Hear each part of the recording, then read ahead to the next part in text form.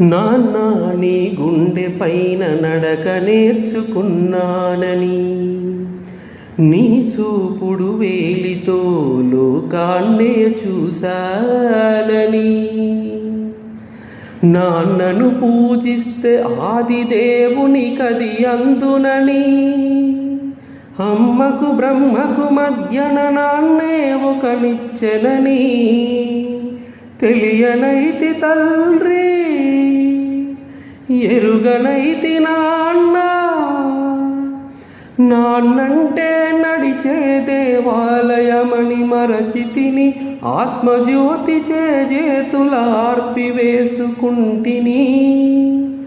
మరచిపోయి కూడా నన్ను మన్నించొద్దమ్మా, కలనైనా నన్ను కరుణించొద్దు నాన్న.